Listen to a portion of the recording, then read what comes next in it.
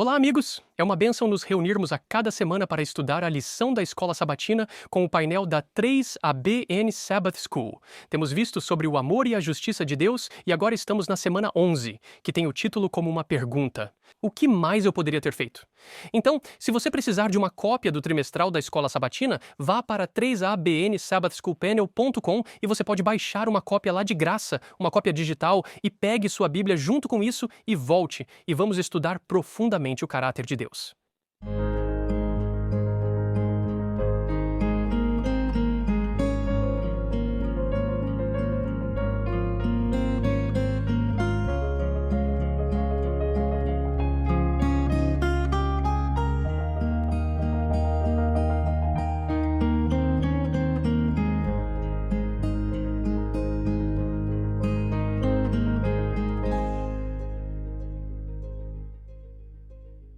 Bem-vindos, amigos, família, irmãos e irmãs em Cristo, filhos de Deus, porque é isso que todos nós somos e estamos unidos por uma experiência comum, que é sermos a família de Deus, observando o caráter de Deus. E neste trimestre temos estudado o amor e a justiça de Deus, não apenas conceitos teológicos, acadêmicos e secos, mas um Deus vivo que quer demonstrar para nós e preencher em nós o seu amor e justiça. Então, nesta semana, lição número 11, o título é O que mais eu poderia ter feito? Meu nome é Daniel Perrin e a lição de domingo será Cristo o Vitorioso. Mas antes de chegarmos a isso, vamos apresentar quem está no painel hoje. Primeiro, à minha esquerda, temos a irmã Shelley Quinn. É uma alegria estar aqui. Eu tenho a lição de segunda-feira, uma lição linda, o justo e o justificador. Certo. Estou ansioso por isso. Johnny Danzey. É uma bênção estar aqui.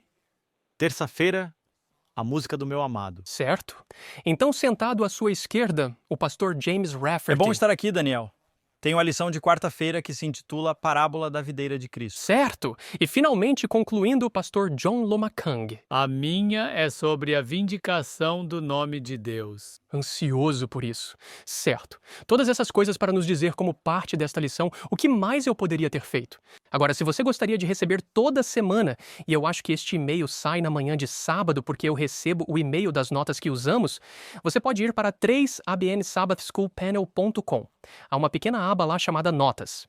Coloque seu nome e endereço de e-mail, e toda semana você receberá esse e-mail, e então você pode voltar e rever e estudar algumas das coisas que apresentamos lá. Agora, antes de começarmos a lição de hoje, gostaria de pedir a Shelley que orasse por nós. Absolutamente. Nosso gracioso Abba Pai, nós chegamos perante Ti para louvar Teu santo nome, para Te agradecer pela Tua palavra, para Te agradecer pelo Teu plano de salvação, pela graça, através da fé. Agora pedimos em nome de Cristo que envies Teu Espírito Santo para ensinar esta lição através de nós e para nós, Senhor. Nós Te amamos, nós Te louvamos, em Cristo oramos. Amém. Amém. Agora o título novamente para a lição de domingo que estou estudando é O Vencedor. Agora, o texto para memorizar que cobre toda a semana está em João 18:37. Pilatos, portanto, disse-lhe a Jesus: És tu um rei então? Jesus respondeu: Tu dizes corretamente que eu sou um rei. Para isso eu nasci e para isso eu vim ao mundo, para dar testemunho da verdade. Todo aquele que é da verdade ouve a minha voz, testemunhando a verdade para que o pleno caráter de Deus seja visto nele. Agora, toda a lição começa recontando uma história da Guide Magazine, que é a publicação semanal da Igreja Adventista do Sétimo Dia para juniores. Isso seria pessoas de idade, meninos e meninas de 10 a 12 anos. Agora lembro-me de ler a revista Guide quando era jovem. Às vezes era durante o sermão.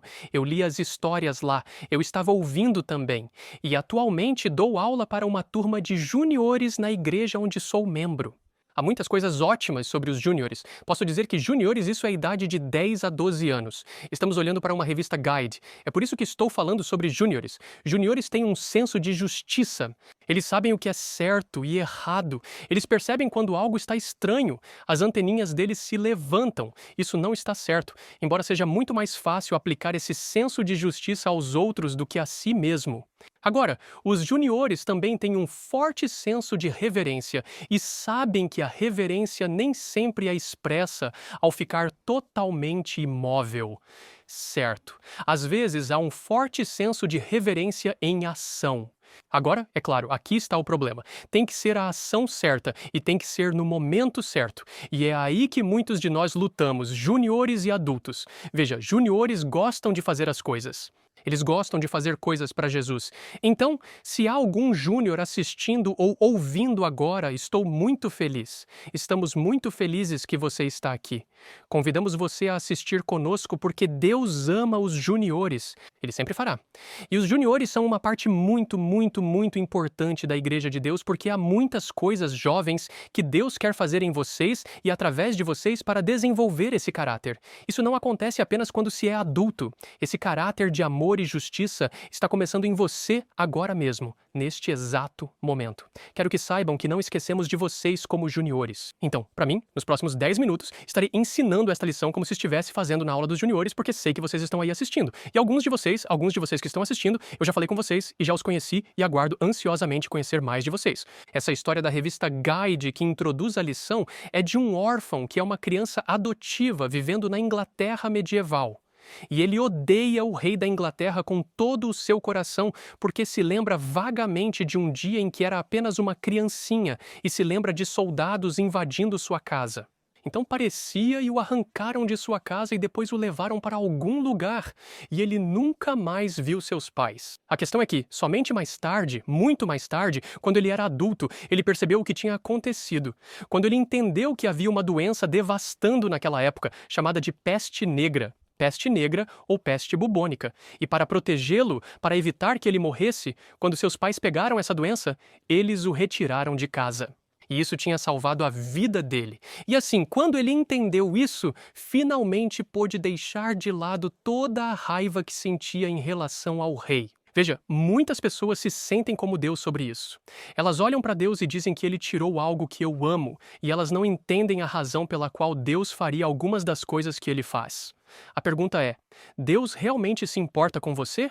Esta não é apenas uma pergunta que os adultos fazem. Esta é uma pergunta que os jovens fazem porque há muitas coisas que parecem dar errado em nossa vida. E Deus realmente se importa? Deus me ajudará a lidar com os problemas da minha vida? Vou contar uma história de quando eu estava na 5ª série. Isso é idade de juvenil, e lembro que havia um programa da igreja acontecendo na escola, e eu estava andando com meu grupo do bairro. E meu amigo esperto. Eu me lembro dele claramente. O nome dele era Corey, e estávamos fora do prédio. E ele estava sendo meio insolente com algumas das crianças do bairro, porque nossa escola ficava bem ali no meio da cidade. Ele estava sendo meio insolente com essas crianças, meio de um lado para o outro, e então ele de repente convenientemente desapareceu. E tudo isso... De repente, eu não sei como ele fez isso, mas de repente eu sou o centro das atenções e eles começam a se reunir ao meu redor como se quisessem me bater. Meu irmão estava lá também e ele aparentemente era mais esperto do que eu. Ele meio que se afastou e entrou na nossa minivan da família. E eu estava do lado de fora e essas crianças estavam convergindo ao meu redor, prestes a me bater.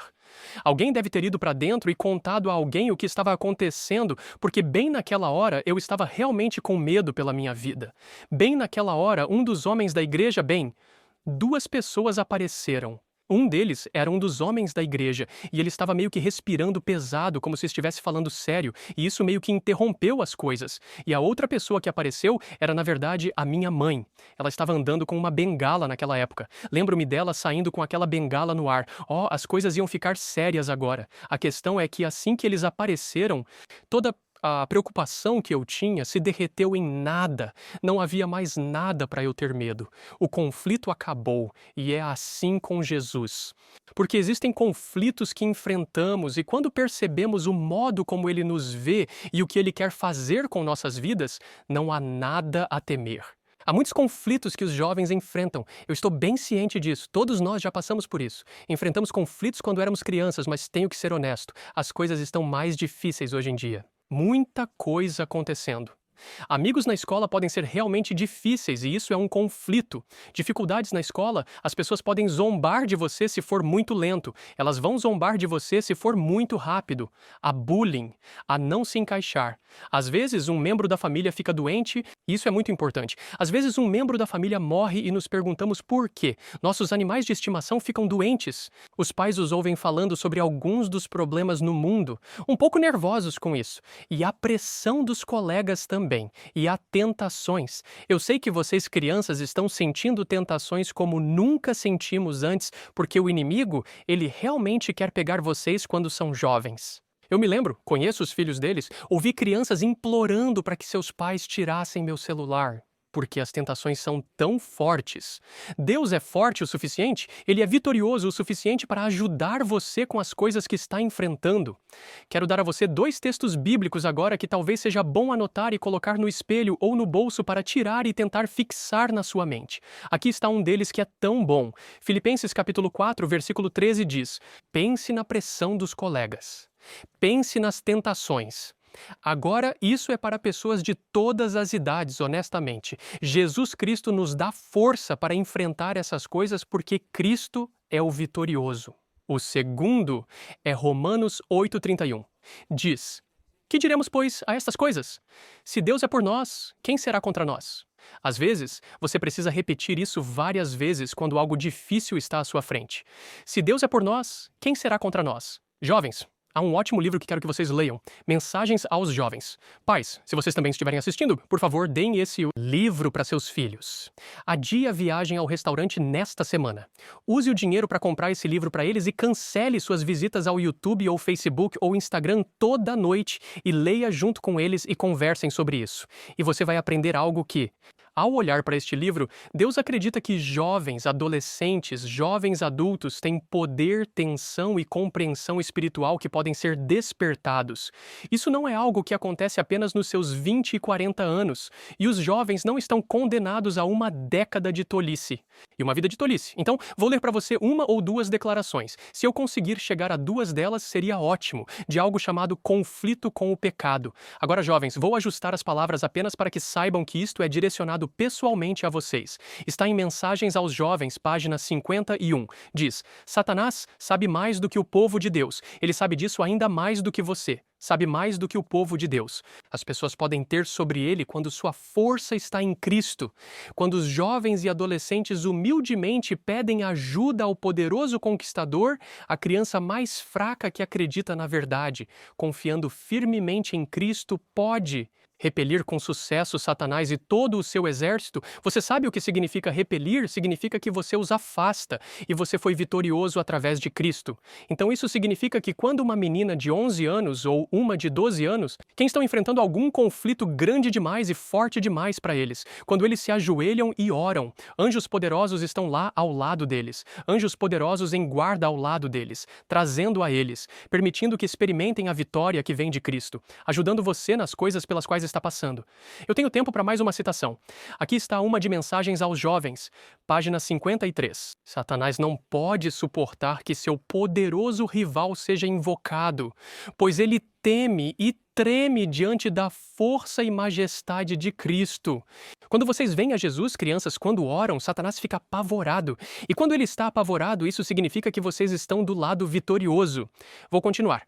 Ao som de oração fervorosa, todo o exército de Satanás estremece. Eles estão tremendo. E quando anjos todo-poderosos, vestidos com a armadura do céu, vêm em auxílio da alma perseguida e desfalecente, Satanás e seu exército recuam, sabendo bem que sua batalha está perdida. Então, jovens, a vitória para vocês. Nunca desistam de Jesus. Ele está ao seu lado. Ele está cuidando de você. Quando você está passando por algo difícil, ele sabia que isso estava vindo para você e já preparou uma maneira de ajudá-lo. Amém. E quanto mais cedo você aprender isso, melhor, porque se aplica a todos nós. Isso mesmo. Eu sou Shelley Quinn. Eu tenho a lição de segunda-feira, uma bela lição, o justo e o justificador. Algumas pessoas pensam em Deus como um Deus de condenação e retribuição. O que a Bíblia realmente ensina é que Deus é um Deus de consolação e restauração. Então, aqui está a cada momento, o trabalho de Cristo desfaz o trabalho do diabo. E de acordo com 1 João, capítulo 3, versículo 8, Jesus foi revelado para este propósito, para destruir as obras do diabo e destruir aquele que tem o poder da morte, isto é, o diabo. Encontre esse em Hebreus capítulo 2, versículo 14. No entanto, a derrota total do domínio do inimigo acontece em duas etapas. Primeiro, através da obra da cruz, Cristo refuta as alegações caluniosas de Satanás e depois Satanás em seu reino. Se você tem suas Bíblias, vamos abrir em Romanos capítulo 3. Você sabe, vamos olhar Romanos 3, 23 a 26. Se eu disser Romanos 3, 23, quase todo mundo pode dizer junto comigo. Eles decoraram este versículo. Diz: todos pecaram e carecem da glória de Deus. Mas não para aí. Mas primeiro, vamos olhar para isso.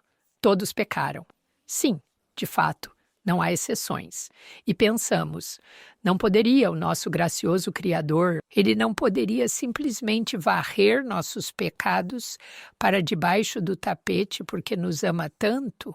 Não, ele não pode fazer isso porque isso não satisfaria sua justiça de uma maneira que permaneceu consistente com a sua natureza perfeita. Então, vamos ver o que Romanos 3:24 diz. Vamos começar novamente com 3:23. Todos pecaram e estão destituídos da glória de Deus. Romanos 3:24. Sendo justificados gratuitamente, pela sua graça, pela redenção que está em Cristo Jesus. Nunca devemos parar em Romanos 3:23. Entendeu? Pelo menos acrescente Romanos 3:24. Isso realmente continua. Mas aqui está o ponto.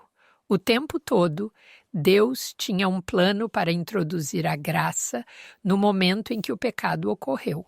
Ele introduziu seu sistema sacrificial substitutivo para apontar para o Messias vindouro. No amor infalível, Deus planejou pagar a penalidade pelo nosso pecado por nós. Na verdade, Deus em Cristo se sacrificou para satisfazer sua própria justiça. Ele sofreu e morreu para sustentar sua justa lei de amor. E você sabe o quê? Quando entramos em um relacionamento de aliança com Ele, isso significa que aceitamos Cristo como nosso Salvador e como nosso Senhor, nosso Mestre. Em seus passos justos, enquanto seu precioso sangue cobre o registro de nosso pecado, Deus nos declara justificados. Sabe o que isso significa? Se você está justificado, é declarado inocente, culpado. O registro de justiça de Cristo é creditado a nós. Estamos diante de Deus e com Deus, porque temos fé em Cristo Jesus. Agora, vamos continuar. Romanos 3:25. Ainda falando de Jesus, Deus o propôs como propiciação pelo seu sangue através da fé para demonstrar a sua justiça, porque na sua paciência Deus havia passado por cima dos pecados anteriormente cometidos. O sacrifício de expiação e reconciliação que purifica e dá vida é recebido pela fé. E ele continua em Romanos capítulo 3, versículo 26, para demonstrar no tempo presente a sua justiça, para que ele seja justo. Isso significa perfeitamente justo, perfeitamente moral, alguém que é consistente. Ele é justo e o justificador daquele que tem fé em Jesus. Deus é justo e ele sabia que nunca poderíamos ser justos. Então ele se tornou o justificador daqueles que têm fé nele. Como nosso substituto, Jesus removeu nossa penalidade de culpa por violar sua lei, fazendo com que Deus fosse justo e o justificador. Agora, quero ler para você Romanos 5, 8 a 10, da versão amplificada. É realmente poderoso. Romanos 5, 8. Mas Deus mostra e prova claramente seu próprio amor por nós, pelo fato de que, enquanto ainda éramos pecadores, Cristo, o Messias, o ungido, morreu por nós. Portanto, agora que estamos justificados, absolvidos, tornados justos e trazidos para um relacionamento correto com Deus pelo sangue de Cristo, quanto mais certa é a nossa salvação por Ele da indignação e ira de Deus? Porque se, quando éramos inimigos, fomos reconciliados com Deus pela morte de seu Filho, é muito mais certo, agora que estamos reconciliados, seremos salvos, diariamente libertos do domínio do pecado através de sua vida de ressurreição. Assim, ser justificado pela fé é um aspecto de ser feito justo pela fé. Mas o segundo aspecto é ser santificado, ser liberto do poder do pecado.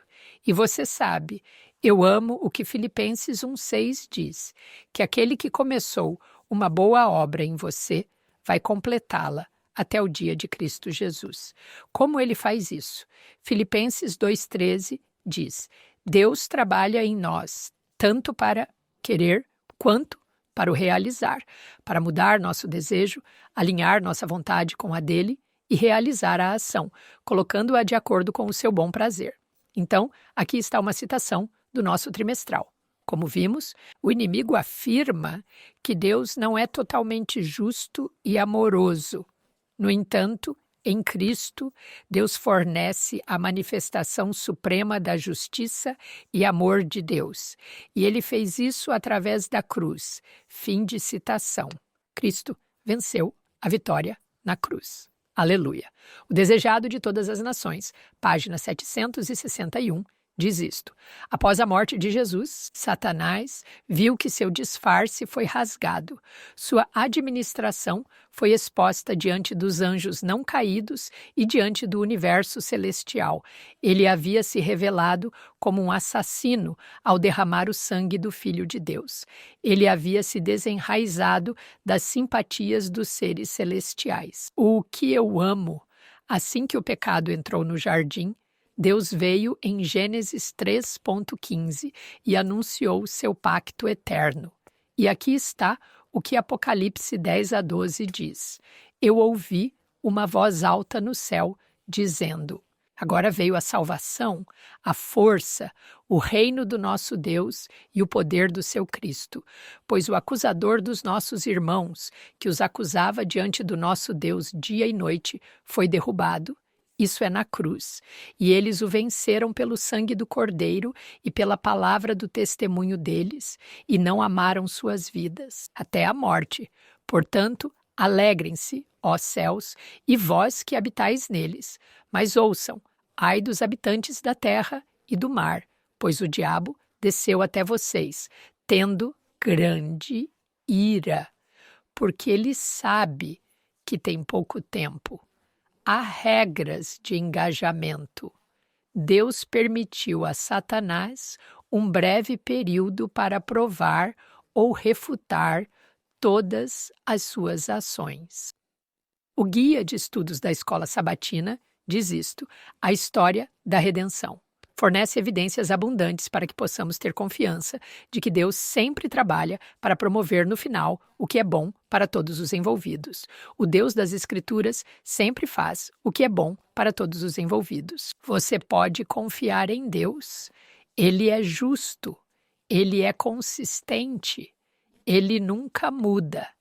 E ele é quem te justificará quando você se voltar para ele e receber Cristo Jesus pela fé. Amém. Obrigado, Shelley, por nos iniciar com Cristo como justo e justificador. Vamos fazer uma breve pausa para um momento de missão que sei que você vai gostar. Olá, sou Greg Morricone e estou muito feliz por você ter se juntado a mim para o momento de missão 3ABN. Estávamos falando sobre a Meg, que deixou a Igreja Católica ainda jovem. Anos depois, ela ouviu a voz da profecia durante seu trajeto. Animada com o que estava aprendendo, ela tentou compartilhar essas novas verdades bíblicas com seus amigos cristãos, apenas para ser informada de que estava errada. Então, ela começou a visitar outras igrejas. Um dia, um total desconhecido deu a ela um exemplar de O Grande Conflito. explicava a história do cristianismo e reacendeu seu desejo por mais verdade. Quando ela se mudou para Oregon, ela só conseguia sintonizar um canal de TV. E você pode adivinhar qual era esse canal? Isso mesmo, era o 3ABN. Para sua surpresa, eles estavam falando sobre a mesma coisa que ela vinha lendo. Meg logo encontrou uma igreja adventista do sétimo dia e, quando entrou, ouviu uma voz dizendo: "Vê aquele homem ali? Ele vai ser seu marido." Todos nós amamos finais felizes e estamos muito felizes em contar que Meg agora está casada com esse homem há 17 anos. Ela adora estar casada com alguém que acredita como ela e também é grata por 3ABN estar lá. Isso fez toda a diferença na vida dela, como tem feito para inúmeras outras pessoas ao redor do mundo. Estarei de volta na próxima semana com mais um Momento Missionário da 3ABN. Que Deus te abençoe de uma forma especial. Esses momentos missionários são sempre encorajadores. E agora vamos seguir para a lição de terça-feira. Isso mesmo, a lição de terça-feira. Meu nome é John Dancy e o título é A Canção do Meu Amado. E eu leio para você da lição. Diz que de maneiras incríveis, Deus manifestou seu amor e justiça em meio ao conflito cósmico.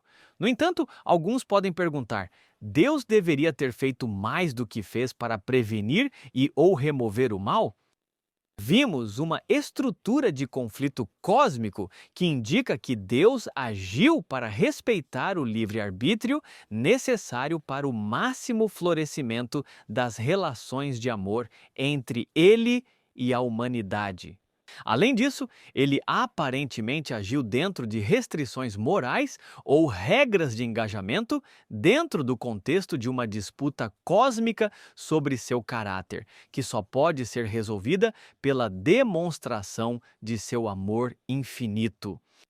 Essa é uma mensagem que vemos repetidamente nas Escrituras. Agora, vamos em frente e vamos às Escrituras apontadas pela lição. Isaías, capítulo 5, versículos 1 a 4. E as perguntas que surgem são as seguintes: quem está falando nesses versículos? Sobre quem Isaías está falando? Quem representam a vinha e o dono da vinha? Qual é o significado das ações do dono da vinha em favor da vinha? Qual é o resultado? Vamos dar uma olhada em Isaías, capítulo 5, versículo 1. Agora vou cantar para o meu amado uma canção sobre seu vinhedo. Meu amado tem um vinhedo em uma colina muito frutífera. Ele cavou e removeu as pedras e plantou ali a melhor videira. Construiu uma torre no meio dela e fez um lagar. Então ele esperava que produzisse boas uvas, mas produziu uvas bravas. E agora, ó habitantes de Jerusalém e homens de Judá, julguem, por favor, entre mim e minha vinha. O que mais eu poderia ter feito pela minha vinha que eu não fiz? Por que então, quando eu esperava que ela produzisse uvas boas, produziu uvas silvestres? Enquanto olhamos para isso, esta parábola, podemos ver aqui que há o proprietário da vinha, a vinha, e o quanto o proprietário trabalhou arduamente. Ele cavou, retirou pedras, preparou o solo e plantou a melhor videira. E o que você deve esperar quando está cuidando tão bem da vinha? Oh, você deve esperar bastante fruta e as melhores frutas, mas de acordo com o que vemos nesta parábola. Não vieram boas uvas, apenas uvas bravas. Por quê? Será que o dono da vinha fez algo errado?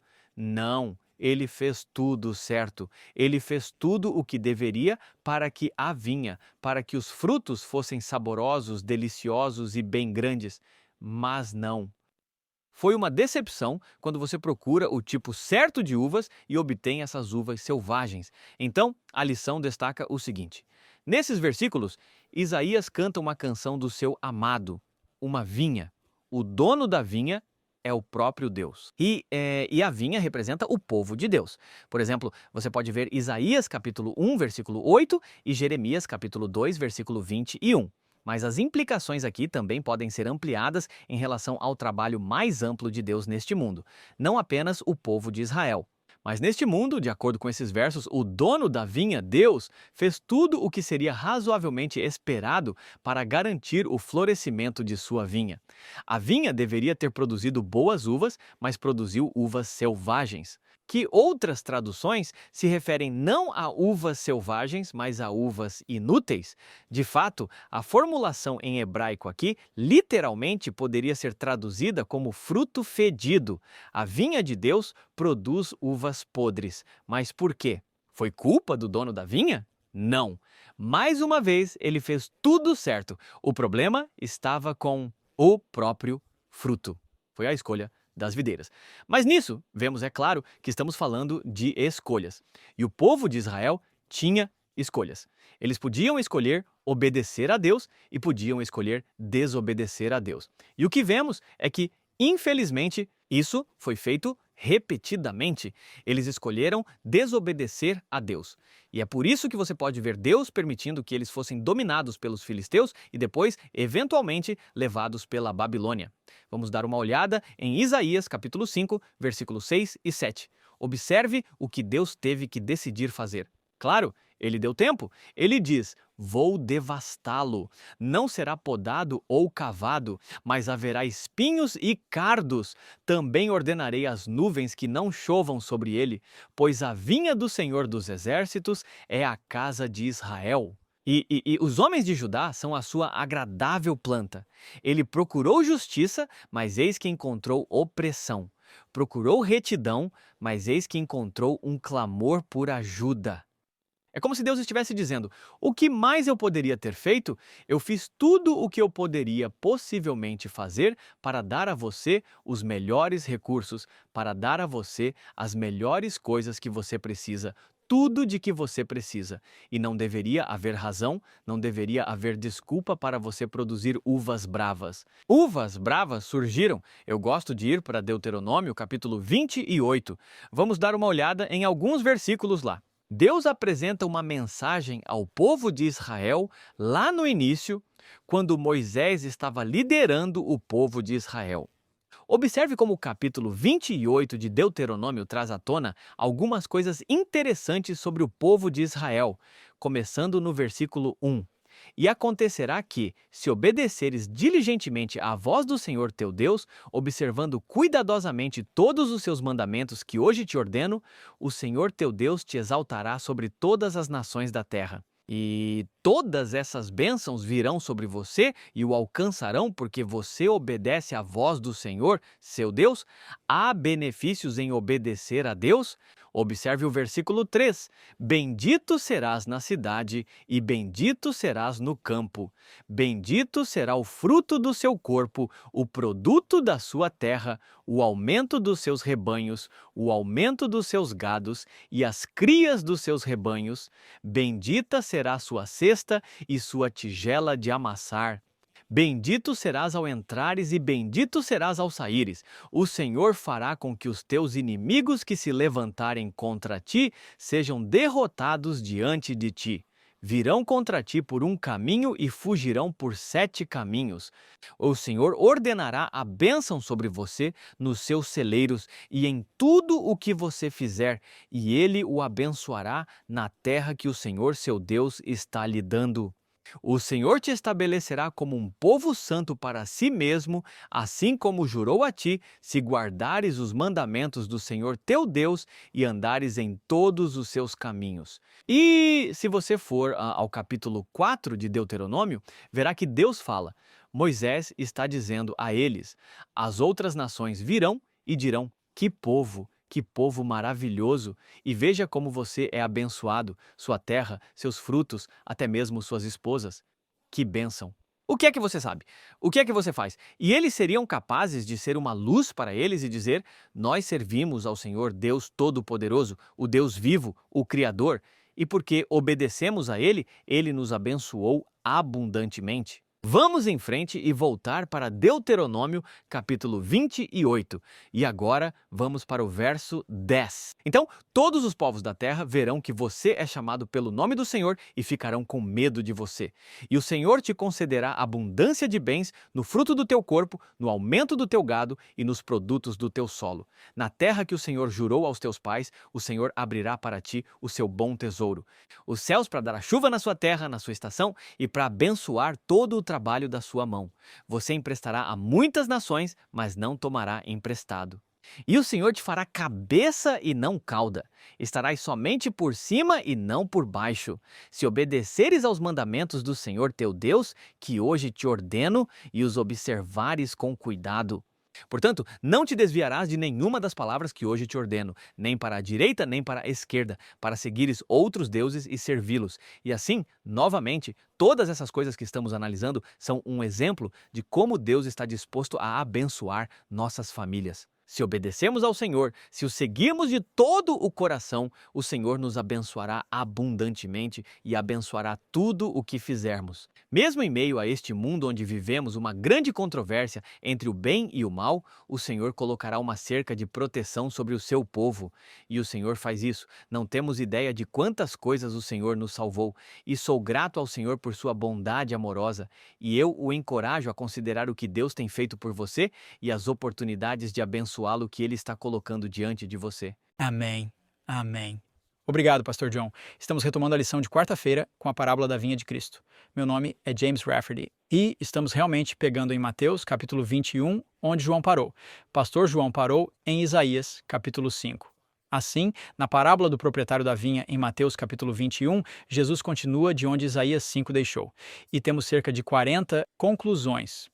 Eu não sei se vamos conseguir abordar todas essas conclusões, mas queremos compensar o fato de que Jill não está conosco hoje. Então pensei em incluir algumas conclusões. Vamos ver se conseguimos chegar a elas. Então, vamos começar lendo Mateus capítulo 21, começando com o versículo 33. E lembrem-se, estamos construindo a partir de Isaías capítulo 5.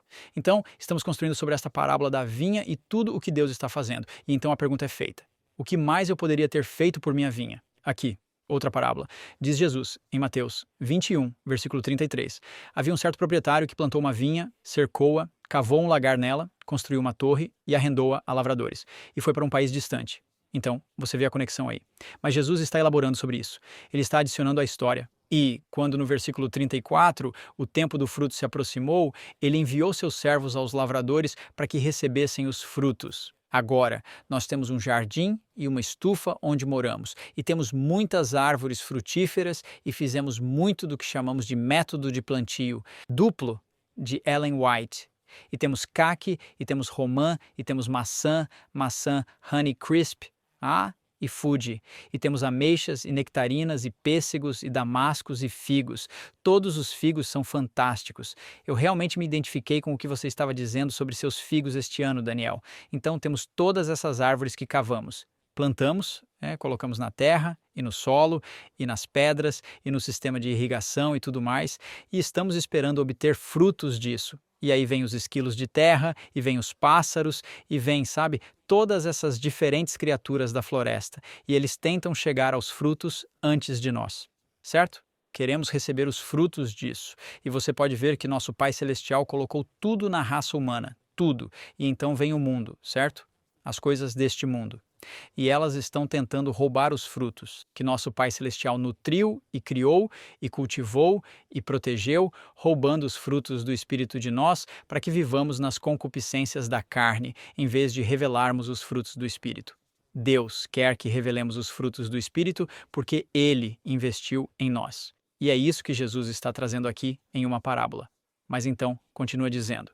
Em outras palavras, o dono envia um servo para buscar o fruto e as pessoas que estão cuidando do fruto, elas espancaram o servo em vez de dar o fruto aos servos para levar ao lavrador. Então, novamente, o lavrador envia outros servos, o rei envia outros servos, o dono da vinha envia outros servos em maior número que os primeiros, versículo 36, e fizeram a eles da mesma forma. Mas, por último, enviou-lhes seu filho, dizendo, respeitarão meu filho. Agora vamos parar aqui por um segundo. Eu não sei. Esta história, claro, esta parábola está definitivamente relacionada ao plano de salvação, certo? Eu não sei se eu teria feito isso. Se eu sou o dono desta vinha e enviei um servo e eles o espancaram, e enviei outro servo e eles o espancaram, não sei se vou enviar meu filho. Não tenho certeza se vou fazer isso, certo? Então, esta história nos mostra o coração de Deus. Deus não está se segurando. Eu poderia me segurar. Sou humano. Deus não está se segurando. Ele está dando tudo e está dando seu filho e está pensando que se eu enviar meu filho, isso tocará os corações deles. Isso os transformará. Eles podem não ter escutado os servos, eles podem não ter escutado os profetas, mas eles ouvirão meu filho, eles responderão ao meu filho. Mas quando os lavradores viram o filho, disseram entre eles: Este é o herdeiro, venham, vamos matá-lo e tomar sua herança. E o agarraram, lançaram-no para fora da vinha. E eles o mataram, e esta é uma imagem da cruz. Agora é interessante porque quando Jesus Cristo, pegando em Isaías 5, conta a história da vinha no Novo Testamento, ele a conclui. E ao concluí-la, ele faz uma pergunta aos líderes religiosos que estão ouvindo a história. Ele diz: O que fará o dono da vinha? Eles pronunciam seu próprio destino, basicamente. Eles dizem que ele vai destruir miseravelmente aqueles lavradores maus. Então, a primeira parte desta parábola é Cristo citando diretamente o capítulo 5 de Isaías sobre o dono da vinha e sua vinha. Então Jesus adiciona que o dono da vinha arrendou sua vinha aos viticultores e foi para um país distante, certo? Isso foi acrescentado no Novo Testamento. Isso não está no Velho Testamento, foi acrescentado no Novo Testamento. Ainda assim, quando o dono da vinha enviou 2 vezes seus servos, os profetas, para coletar os frutos, aqueles que arrendavam sua vinha espancaram e mataram seus servos. Finalmente, ele enviou seu filho Jesus, dizendo: Eles respeitarão meu filho. Mas eles também mataram seu filho, dizendo: Este é o herdeiro. Vamos matá-lo e apropriar-nos de sua herança. Então o pegaram, lançaram-no fora da vinha e o mataram. O relatório trimestral continua a dizer isto. O que mais poderia fazer? O Pai, que nos amou tanto que deu seu Filho unigênito, João, capítulo 3, versículo 16. Se o conflito cósmico é do tipo sugerido aqui, não poderia ser resolvido prematuramente pelo exercício do poder divino, mas primeiro exigia um poder. Demonstração pública do caráter de Deus. E foi isso que Jesus veio fazer. Ele veio nos revelar o caráter de Deus. Essa demonstração foi apresentada de forma definitiva na obra de Cristo, Romanos 3, 25 a 26 e Romanos 5, versículo 8. O que mais poderíamos pedir do que isso? Deus em Cristo se entregou para morrer por nós, para que Ele pudesse nos justificar sem de forma alguma comprometer sua justiça e amor perfeito. O evento da cruz demonstra que Deus fez tudo o que podia para mitigar e eliminar o mal, sem destruir o contexto para o florescimento do amor genuíno. Portanto, Deus fez tudo o que pôde para destruir o mal, enquanto nutre um ambiente onde o amor genuíno, pode ser cultivado. Se houvesse algum caminho preferível disponível para Deus, ele não o teria escolhido? Se houvesse uma maneira melhor de fazer isso, ele não teria escolhido? Essa era a pergunta de Jó. Por que você está fazendo isso? E Deus diz: Ei, você pega toda a sua sabedoria e toda a sua força, e se você puder inventar uma maneira melhor, eu farei. Para salvar você mesmo, eu farei. Deus é a fonte da nossa sabedoria. E você sabe, quando a Bíblia fala em 1 Coríntios capítulo 1, versículos 29, 30 e 31, sobre nossa justiça, certo? Eu continuo olhando para Shelley, porque acho que ela consegue se relacionar comigo sobre isso mais do que ninguém, certo? Justificação, santificação e glorificação. Há uma coisa que ele acrescenta a isso. Cristo não é apenas nossa justificação, santificação e glorificação. Cristo também é nossa sabedoria. Ele é a nossa sabedoria. Ele conhece a maneira mais sábia de lidar com o problema do pecado humano. Assim, enquanto as pessoas sofrem muito neste conflito cósmico, Deus mesmo sofre acima de tudo. Quando olhamos para a cruz, podemos realmente ver o que o sofrimento, a dor e o pecado trouxeram para o próprio Deus. No entanto, tão sagrada era a liberdade inerente ao amor que Cristo estava disposto a suportar isso. Então, o trimestral continua dizendo: agora aqui estão os nossos 40 pontos principais. Temos 2 minutos e 30 segundos restantes para os 40 pontos principais. E nós realmente não vamos cobrir todos os 40 pontos principais. Mas esta é uma tarefa de casa para você, se não se importa de ter uma tarefa de casa. Leia Isaías capítulo 53. Isaías 53 é uma descrição detalhada do sofrimento de Deus em Jesus Cristo. Leia Isaías 53 e quero que você encontre 40 descrições diferentes. 40 descrições diferentes de como Deus sofreu em Cristo no capítulo 53 de Isaías. É fenomenal quando você pensa sobre isso, mas vou ler apenas alguns versículos e quero que você me diga o que pensa sobre isso levantando a mão. Acho que Daniel Perry fez isso. Ele disse: quero ver suas mãos, sabe? Se alguém quiser responder a esta pergunta. Então vou ver se consigo ver vocês aí. Então versículo 3, ele é desprezado e rejeitado pelos homens. Um homem de dores e familiarizado com o sofrimento. E nós escondemos nossos rostos dele. Ele foi desprezado e não o estimamos. Agora, quando você pensa neste verso descrevendo o que Deus sofreu, ele foi desprezado e rejeitado como homem. Você já foi desprezado e rejeitado? Que tipo de dor é essa? É dor física ou é dor emocional? É uma dor emocional. Veja, às vezes quando pensamos na cruz e no que Cristo passou, pensamos nisso em relação à dor física. Mas a dor física que Cristo sofreu foi apenas uma revelação para nossos sentidos embotados da dor emocional que ele enfrentou. Seu coração quebrou sob o peso do pecado, sendo abandonado por Deus. Então, se já experimentamos dor emocional, Deus pode se relacionar conosco. Ele entrou na nossa dor emocional e não apenas na nossa dor física. E o versículo 4 diz: certamente ele tomou sobre si as nossas enfermidades e carregou as nossas dores. Contudo, nós o considerávamos castigado por Deus, ferido e afligido. Versículo 5. Mas ele foi ferido por causa das nossas transgressões. Ele foi esmagado por causa das nossas iniquidades. O castigo que nos traz a paz estava sobre ele, e pelas suas feridas somos curados. Então, que você vê, a cura, o sofrimento, o peso total do pecado do mundo não é apenas um peso físico, é também um peso emocional. E Cristo sentiu esse peso a um nível que talvez nunca possamos entender. Ele suportou isso por nós para que pudéssemos ser libertos. Ele fez tudo o que pôde para cultivar esta vinha, para que esse fruto pudesse surgir de você e de mim. E eu acredito em você e acredito que a fé que Deus tem por você e a fé que Deus tem por mim trarão esse fruto se entregarmos nossos corações a Jesus. Amém. Muito obrigado, James. E estou com quinta-feira, a vindicação do nome de Deus. Agora, a questão é: o que é vindicação? E como se chega ao ponto de poder vindicar alguém? Bem, considere o seguinte: a vindicação vem da prova de que alguém ou algo está certo, é razoável ou justificado. Os resultados são então interpretados como uma vindicação daquele indivíduo ou daquela empresa. E assim, vamos julgar Deus hoje. Deus, você é acusado de ser injusto, cruel e condenador. Como você se declara? João 3,16, porque Deus amou tanto o mundo que deu seu único Filho unigênito para que todo aquele que nele crê não pereça, mas tenha vida eterna. Mas Deus, isso não é suficiente. Você também é acusado de ser duplo e inconsistente. Como você se declara? Hebreus capítulo 13, versículo 8. Olhe para o meu filho. Jesus Cristo é o mesmo ontem, hoje e para sempre. Mas isso não é suficiente. Você é acusado de ter pressa em punir. É culpado disso? Como você se declara? Salmo 86, versículo 15. Ó Senhor, Tu és Deus, um Deus cheio de compaixão e graça, paciente e abundante em misericórdia e verdade. Veja porque Deus não enviou seu Filho ao mundo para condenar o mundo, mas para que o mundo por ele fosse salvo. Veja, Deus é continuamente acusado todos os dias de algo que Deus é acusado injustamente. Pessoas que não conhecem Deus e não reconheceram sua graça o julgam o dia todo. Deus, por que você? E a lista continua. Por que você permitiu? Por que você fez? É quase como se Satanás estivesse liberado pelo lado da acusação. Ele deixou a sala do tribunal. Ele não está mais em julgamento. Tudo que é bom e ruim, Deus é acusado. É assim que o mundo configurou. Deus mata e Deus dá a vida. É isso que as pessoas dizem. Ele matou meu filho. Ele levou meu bebê. Ele deixou minha casa queimar até o chão. Acabei de construí-la. Deus, por que você fez isso? Por que você permitir isso? Como podemos vindicar Deus? Veja, o Senhor enviou seu filho e até seus discípulos tiveram dificuldade com isso.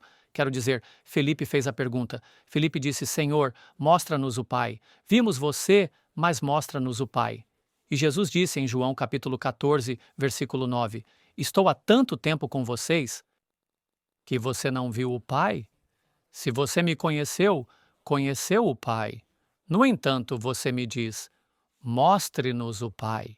E então, essa situação muito quantificada, uma palavra que acabei de criar, continuou a se proliferar por toda a igreja do Novo Testamento. Conheciam Deus no céu, mas quem é esse cara, Jesus, que está virando o mundo de cabeça para baixo? E como ele pode ser tão viciante que os discípulos simplesmente não estão mais ouvindo os líderes judeus? Quero dizer, quem é esse homem por quem vocês continuam arriscando suas vidas? E nós nem sabemos quem ele é. Cornélio descobriu quem ele era. Quando a família de Cornélio foi convertida, eles ficaram tão convictos pela presença e poder do Espírito de Deus, João Batista estava disposto a ir e dar a sua vida. E mesmo na prisão, ele se perguntava, é ele quem há de vir ou é outra pessoa? Todas essas perguntas foram respondidas na vida contínua, consistente e reveladora de Jesus Cristo. Bem, como alguém poderia ser Deus e não ser vingativo? Bem, deixe-me te contar o que Paulo, o apóstolo, disse, e Paulo deve ter alguma experiência. Quero dizer, afinal, Paulo era um homem religioso. Ele acusou os cristãos de fazerem coisas que não deviam e foi um passo além. Ele consentiu e participou da morte de muitos cristãos. Mas o que Paulo disse quando foi convencido pela realidade de um Deus não vingativo, um Deus paciente, um Deus que perdoa e dá oportunidade para se arrepender? Ele disse, sabe, eu sei exatamente como você se sente. Eu estive lá. Eu estive lá. Eu estive lá. Pois quando ainda éramos fracos, Paulo está te dizendo isso. No tempo certo, Cristo morreu pelos ímpios. Quero dizer, eu sei disso agora. Ele não deveria fazer isso apenas por alguém que é bom? Ah, Paulo continua, dificilmente por um justo alguém morrerá, mas talvez por um homem bom alguém até ouse morrer. Quer dizer, você não morreria por um cara que é correto e respeitável na comunidade? Você morreria por um vagabundo ou um usuário de drogas ou um alcoólatra? Você morreria por uma pessoa envolvida em pecado e pornografia e ódio e roubo? Você morreria por alguém assim? Paul está dizendo que a maioria das pessoas não faria isso, mas o Deus de quem estamos falando, Deus demonstrou o seu próprio amor por nós ao enviar Cristo para morrer por nós quando ainda éramos pecadores. Cristo morreu por nós. Paulo disse, eu não preciso esperar até o julgamento. Minha experiência justifica Deus no meu próprio coração. Sabe, antes de continuar, quero perguntar a você hoje, está lutando para justificar Deus nas experiências da sua vida? Você está naquele ponto onde, de alguma forma, Deus simplesmente não é o cara que você precisa? Talvez você precise de alguém com mais dinheiro, ou mais conexões, ou mais influência na comunidade, talvez para conseguir aquele emprego, ou aquela casa que você sempre quis, ou baixar o preço daquele carro. Quer dizer, Deus é o cara que te decepcionou hoje porque você não o conhece? Você sabe como Pedro tinha devoção natural. E devoção natural é o tipo de devoção que os cristãos têm quando definem a maneira como vão servir a Deus. Vou fazer isso, mas não vou fazer aquilo. Pedro era uma pessoa com devoção natural. Talvez você seja como Pedro. Talvez você precise ter uma experiência. Como talvez ser peneirado para descobrir quem Deus realmente é. Você sabe, Pedro seguiu Jesus, mas a Bíblia diz que ele o seguiu de longe. E seguir o Senhor de longe sempre fará parecer que, de alguma forma, Deus simplesmente não pode ser vindicado. Quero dizer, suas ações parecem tão fora de contexto com um cara que é todo amor e todo compassivo e todo misericordioso. Como alguém assim permite todas as coisas que estão acontecendo no nosso mundo hoje? Quero dizer, olhe os séculos, olhe os milênios, olhe todas as pessoas que morreram. Deus pode ser justificado por isso? Quero dizer, ele não deveria estar em julgamento? Ei, ele está em julgamento. A hora do seu julgamento chegou. Veja, quando Deus é declarado justo e reto e santo e puro e bom, nós somos então creditados com sua santidade, sua retidão, sua justiça, sua bondade. Veja, a única razão pela qual mencionamos estar em julgamento, todos vindo diante do tribunal para serem julgados com base em suas boas obras ou nas obras que fizeram, é porque a questão é, minha profissão condiz com o meu comportamento? Você diz uma coisa e faz outra? Esse é o propósito do julgamento para nós. Ele começa na casa de Deus, 1 Pedro 4:17. A casa de Deus justifica o caráter de Deus? Veja, o mundo precisa ver os cristãos dizendo ao mundo, este é realmente Deus. Podemos não gostar do círculo político, mas seremos pessoas pacíficas. Podemos não gostar do que ouvimos na sociedade, mas por Deus, eu ainda serei uma pessoa amorosa, lenta para se irar, gentil e compassiva. Ainda vou adorar a Deus. Eu não odiarei os gays, nem condenarei aqueles que não conhecem Deus. Vou tentar fazê-los ver quem Deus é através da minha vida. É disso que se trata a vindicação de Deus. Ele não nos enviou ao mundo ou nos colocou no mundo apenas para cantar e pregar sermões, mas Ele quer que o mundo veja quem Deus realmente é. É por isso que o profeta Isaías disse isso maravilhosamente em Isaías 60. Levanta-te e resplandece, porque a tua luz chegou e a glória do Senhor nasceu sobre ti. Eis que a escuridão cobrirá os habitantes e densa escuridão o povo. mas a glória do Senhor se levantará sobre você e será vista sobre você. E o que acontecerá naquele momento? Os reis virão ao brilho do seu resplendor. Você vê, quando Deus conecta esse fio, quando o Espírito Santo ilumina o mundo com a glória de Deus, o nome de Deus será justificado. As pessoas verão que este homem que enviou seu filho para morrer em nosso lugar, para pagar nosso preço, para nos tirar de uma prisão em que merecemos estar, então o nome de Deus será justificado. Veja, amigos, é tudo uma questão de demonstração. O Senhor demonstrou seu amor de muitas maneiras e é por isso que Apocalipse fala sobre isso. Apocalipse, capítulo 19, versos 5 e 6. Então, uma voz veio do trono dizendo: Louvai o nosso Deus, todos vós seus servos e os que o temem, tanto pequenos como grandes. E eu ouvi, como se fosse a voz de uma grande multidão, e o som de muitas águas, e como o som de poderosos trovões, dizendo: Aleluia, pois o Senhor Deus onipotente reina. Sim, o Deus justo, o Deus vindicado. Ele não está esperando que os mundos não caídos o vindiquem. Ele quer que você seja um exemplo de vindicá-lo. Você está vivendo o tipo de vida em um mundo problemático, mas está em paz? Você está vivendo o tipo de vida em um mundo que parece não ter respostas, mas as pessoas olham para você e encontram as respostas em sua vida, em suas palavras, em seus atos? Isso é o que Jesus quer que façamos, vindicar Ele pela maneira como vivemos. Deixe a sua luz brilhar, para que vejam as suas boas obras e glorifiquem o seu Pai que está no céu. Sim, hoje, amigos, vocês podem ser a pessoa através da qual Deus justificou. E a Bíblia deixará muito, muito claro que quando o julgamento terminar e todas as suas obras forem vistas como insuficientes para levá-lo ao reino, você dirá: justos e verdadeiros são os seus feitos. Você é o Deus poderoso. Sou justificado porque você sempre foi um Senhor justo, correto e fiel. Então Deus precisa ser justificado? Ele já é. A cruz é a evidência. Amém. Obrigado a cada um por traçar os detalhes, porque é necessário traçar os detalhes do caráter amoroso e justo de Deus. Agora, juniores e crianças de todas as idades, eu acho que a mensagem ficou clara. E para mim também. Deus realmente é amor e ainda não terminamos de falar sobre isso. Eu sei que há algumas lições restantes na mesa e você está prestes a ouvi-las agora. Todos nós somos pecadores, todos caímos da sua glória. Mas a boa notícia é que se você aceitar Cristo como seu Salvador, a Bíblia diz que seremos justificados gratuitamente por sua graça, através da redenção que há em Cristo Jesus. Lembre-se, Deus não é apenas justo, Ele é o nosso justificador. Amém. Amém. A pergunta: o que mais Deus poderia fazer? Eu te convido a considerar Jesus na cruz que morreu por você e perguntar a si mesmo: o que mais ele poderia fazer? Não havia nada mais que ele pudesse fazer.